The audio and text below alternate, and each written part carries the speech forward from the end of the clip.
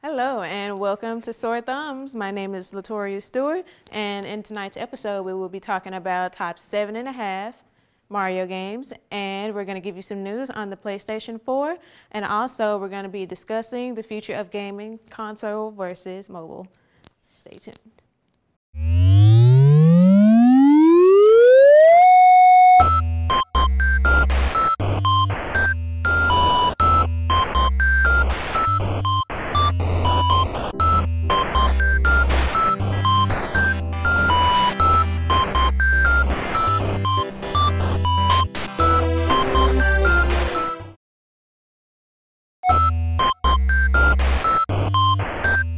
What's up, guys? My name's Hunter T. And I'm Joey Prosser. And we're here to cover up some news in the video game world. That's right, we are.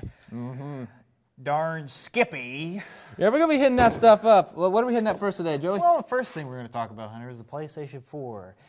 The second game console of the next-gen generation, if that's what you can call it. Can you count the Wii U as one?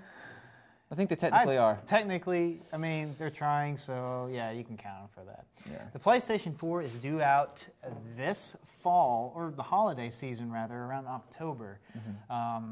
It has a new controller layout, which has replaced the start and select buttons with a touchscreen, I believe. Okay, so is it going to be like a iPad with the... No. It's like the actual controller that we're used to, just with a small little touchscreen. Okay. It's not like a PSP or anything, not like what the Wii U's doing. Okay. Now, we've yet to see any pictures of the actual console. That's the one thing we're So, I mean, waiting. is it ugly? Is it disgusting? I mean, why are they not showing this crap? I It's don't kind know. of gay.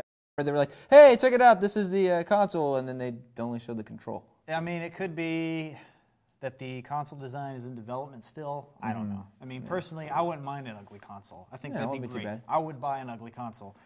But specs, that's what we're here to Specs-wise, talk about, because looks are looks, but it's under the hood. What's the specs? Well, I know that it has the capability to output 4K video, which is nice. Still has a Blu-ray player. Video games have yet to, or it will not output video games to 4K just because that technology is not here yet. Science.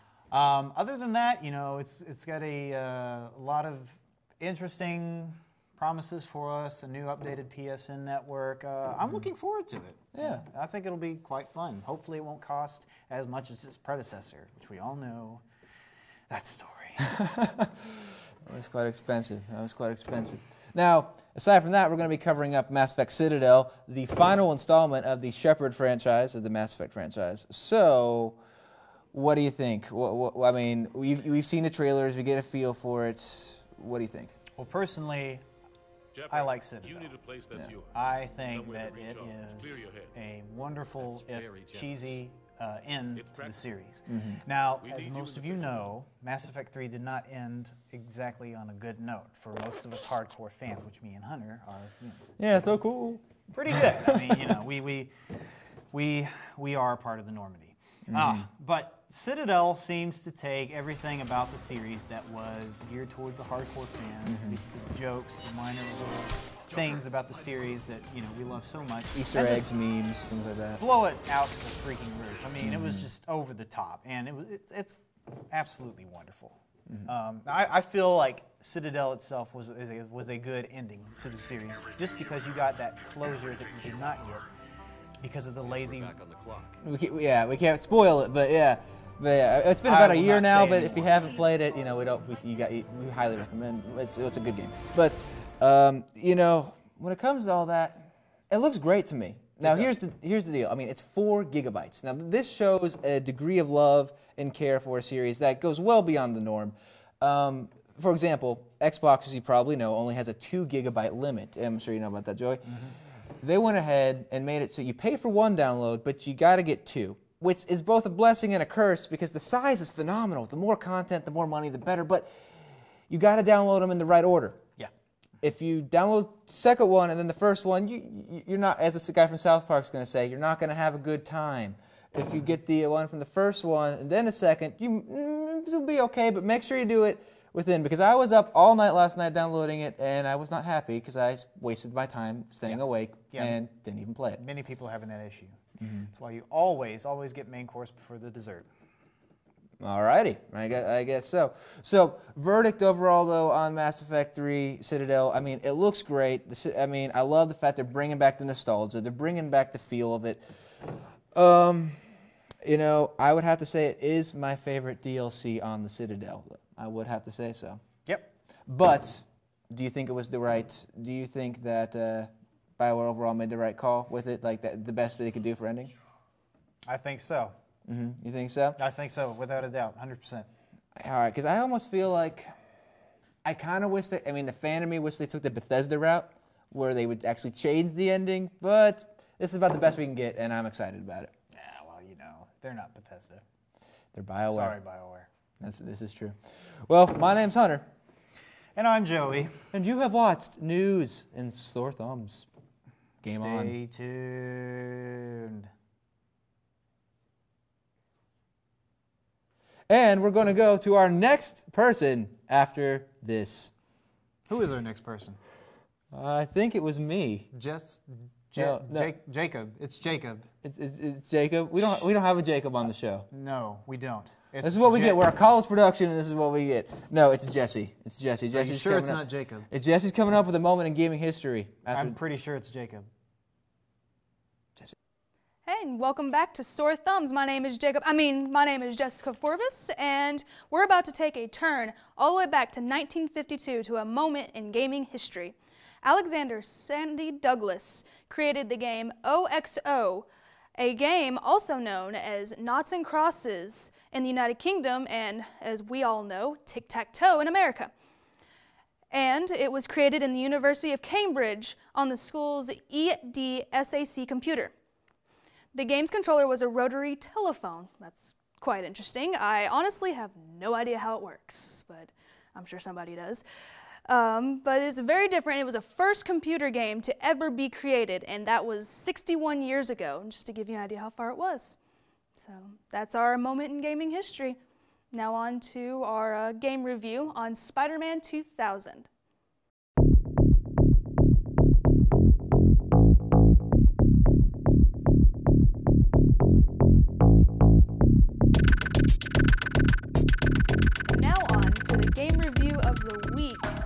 Spider-Man 2000. My spider sense was tingling. I think we're doing a review.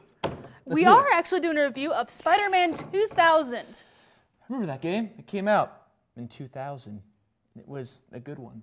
It was really good. All right, so what are we going over here? So the Spider-Man game, what was it all released on?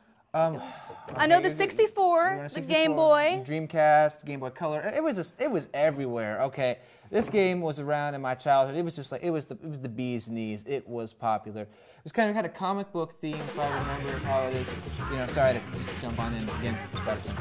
It had just a really cool. It was just very comic book, and because of this comic-based theme, there were so many villains. I mean, all the stops. They pulled out a lot of villains, like the. They had Mysterio, Doc Ock, Rhino, Venom, even Carnage, which I'm going to be honest, as a kid, it kind of creeped me out, but it was cool. It was cool. Costumes galore in this thing. Like, all right, it was, like I said, comic book. So this game went all out. You could select all these different costumes, Spider-Man 2099. Yeah, so my mouse skills right there. But then you had a symbiote costume. You had this. They all give you different powers. You know, I mean. Which one was your favorite? I think I like the symbiote one, just because it gave you unlimited webbage, and that was cool. That was cool. Now, the story of it was pretty. It was pretty interesting as well. It was kind of a doppelganger type thing. Now, you know, at 8 years old or however old I was around that time. You know, I didn't really care too much about the story, but now I'm older, looking back on it, it was fun. Yeah, it was an interesting storyline. It was cool. Now, what do you think? Do you like the comic book approach, or do you think more of like the cinematic ones are better? I think that the whole comic book idea was actually a really good idea to get it all into, and so it gave us a lot of information and such. And it really implemented itself into the gameplay. I mean, like, for example, you didn't have unlimited webs. You like in the new games, if you ever played those new ones, like based off the the Spider-Man film with Tobey Maguire, you know, you'd have unlimited webs because that's how they changed the story. But in the original thing, you had web packs where, you know, you would run out and you'd be like, crap, I'm screwed. And so that's what they did. And then what'd you do? Exactly. Well, that was just it. The gameplay, you couldn't touch the ceiling, the ground. You had, it was just You had all to about swing. swing from city to city. I mean, it was just, there was like this fog that was covering everything, and it's They just. probably should cut back on traveling and all that pollution. Oh yeah, definitely. I mean, Yeah. it brought a whole new meaning to it. Carpool, guys. Seriously. Now the graphics overall for it, though, I mean, they were good too. I was impressed with it. They had a, you know, at the time I thought they looked really good. The characters all looked very comic book-like, which is fitting, given the comic book theme. Exactly. Black Cat was a little off. I mean, Black Cat was Blue Cat. yes, so it was very blue. I would say that was a good way to explain it. But you know, he was also, I mean, proportionally, he was kind of crazy, which is 8 years old. I'm like, this doesn't feel right playing this, but you know, whatever. It's a comic book. It was fun. It is a comic book. It was good. Yeah, I liked it. I was a big fan of it. So, what would you say, giving it a review? How many thumbs? I think it deserves not 1, not 2, but 3 thumbs out of 4. How are you going to give 3 thumbs? There's no way. You got 2. Well, Wait. Oh. there we go. Math 3 again. thumbs. Yeah. Math again. Yeah, we'll figure it out. All right. Cool stuff. Well, All right. on with that, I think it's time now for the most violent video game of the week, and we're going to be passing that off over to Joey and Tori. Tori, I'm going to do that. get ready for some Doom action and some shooting and exploding heads. Kind of like.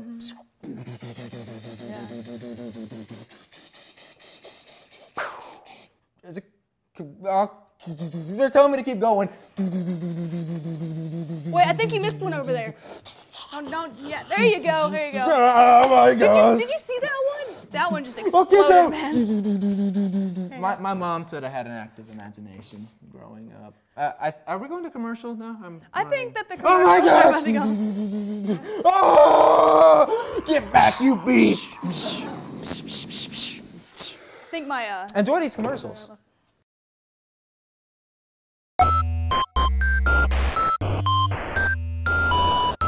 Welcome back to Sore Thumbs. I'm Joey, And I am Tori. and we're going to discuss the most violent video game of the week, which is traveling back to 1993, a title widely known for its controversial gore and overall awesomeness is Doom.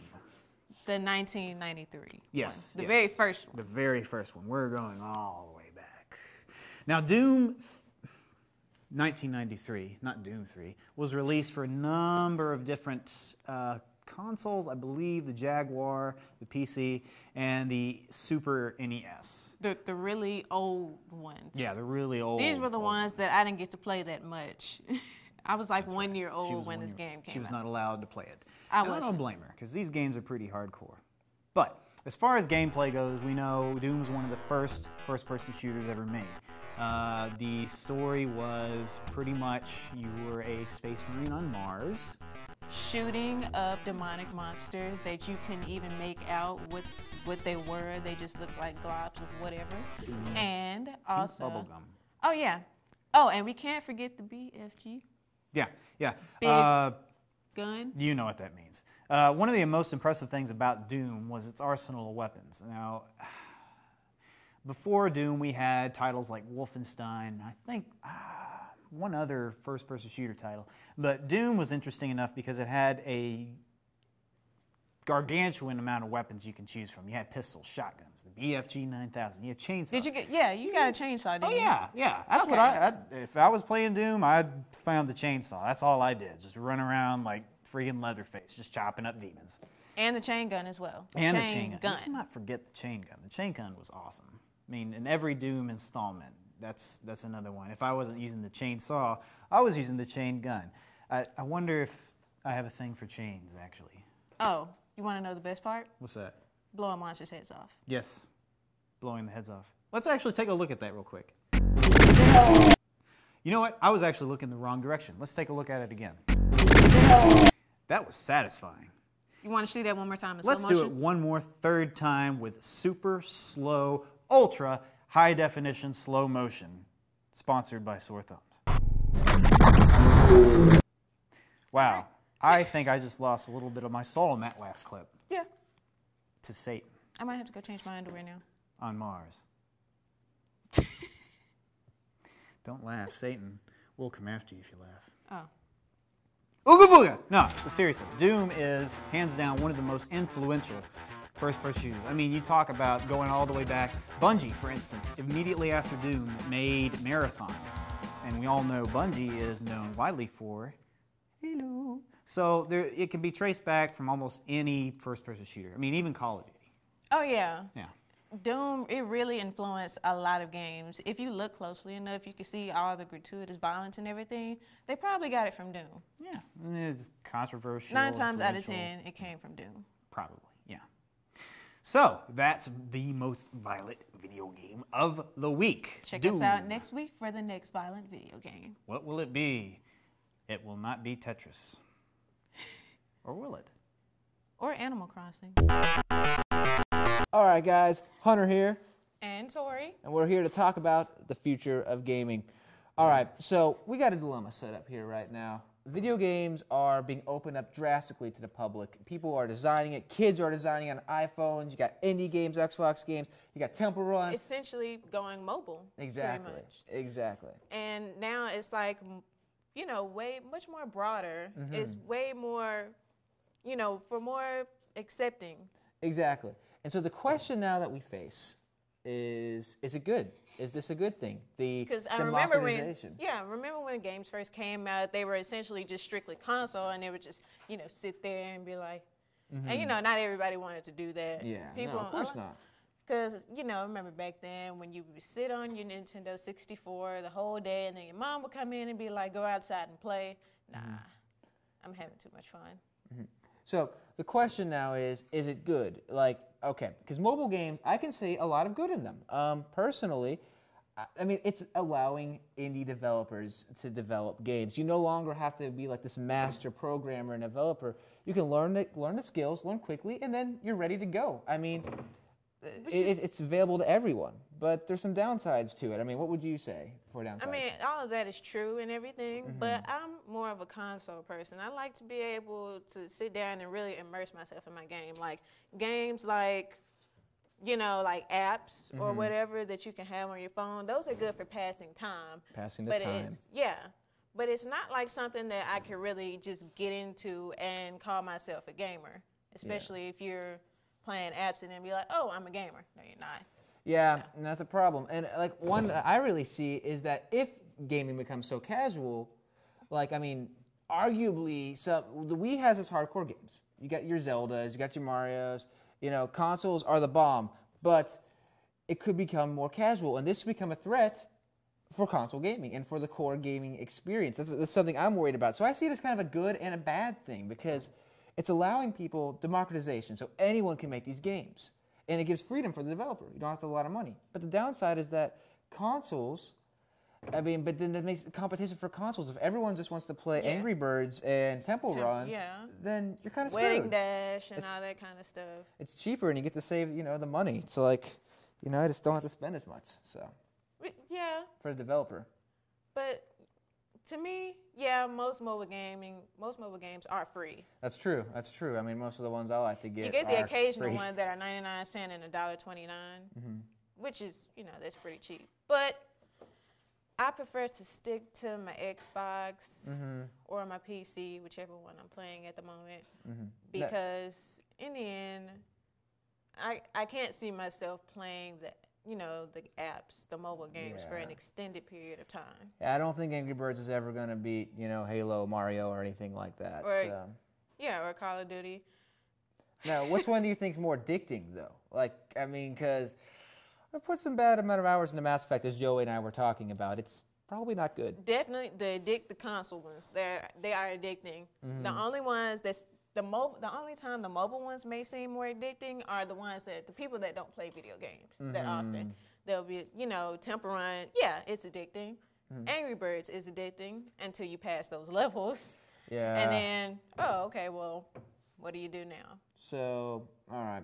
Can't get online and multiplayer and play that, can you? So you're saying that it's just more addicting generally for casual gamers, but for the core gamers, they're going to be playing their World of Warcraft. They're going to become level 99, Wizards, whatever. So, okay, I guess it boils down to, though, the end, what do you think is going to win this war? You know, casual gaming or pro gaming? Or can there be peace? It's kind of hard. I mean, I guess there could be peace. But that does, at the same time, it is still competition for console gaming. So I would say console would win. Console will win. Console will win because they have a much broader aspect when it comes to video games. They have all kinds. Yeah. But with apps, which are cool, they do essentially center around some of the same things. Yeah. All right, well, I guess there we have it right there. We got the console debate. Only time will tell which one will win. Yeah. I'm Hunter. I'm Tori. And the next thing we got coming up is our 7.5 game list. Stay tuned.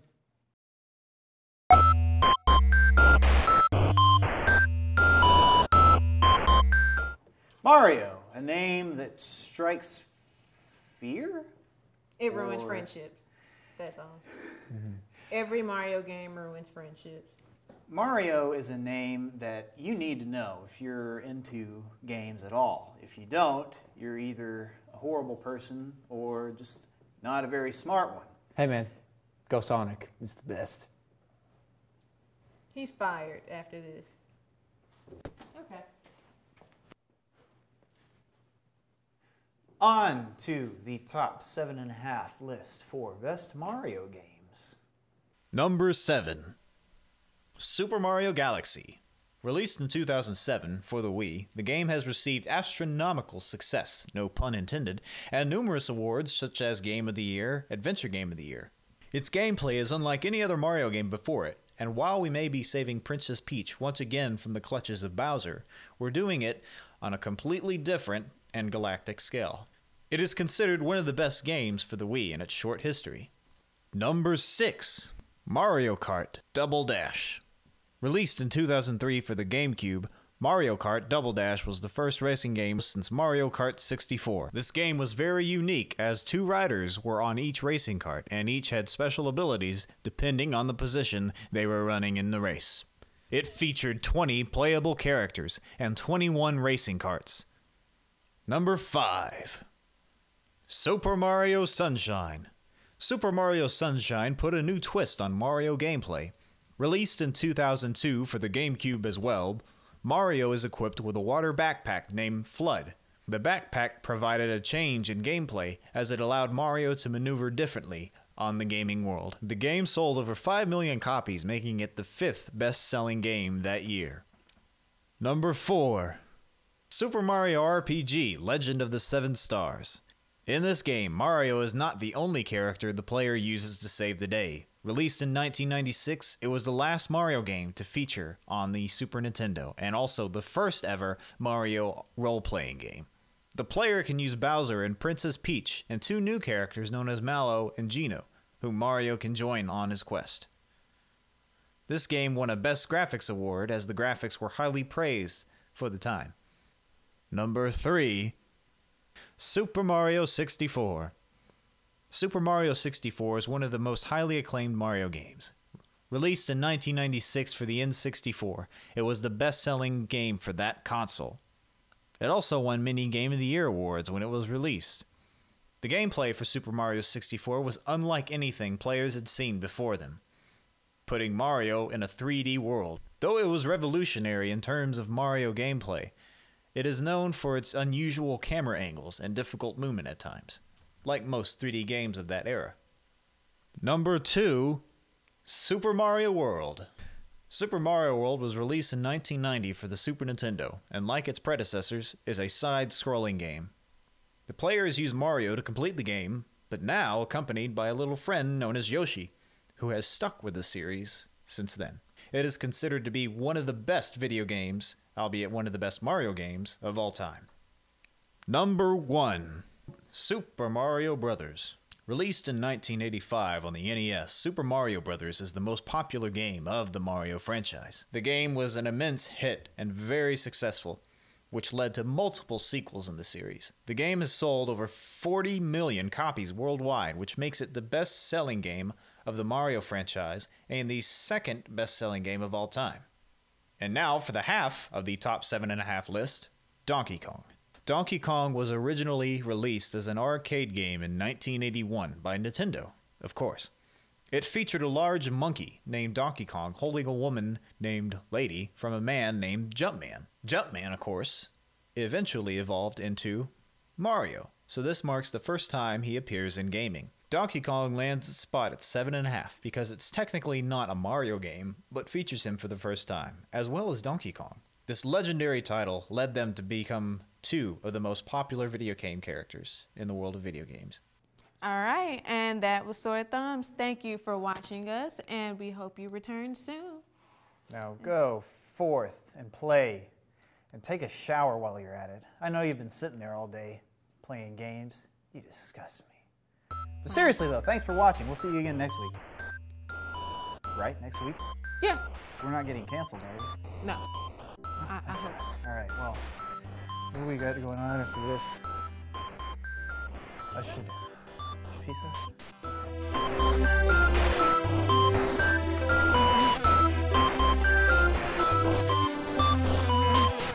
I should go. No bang, okay?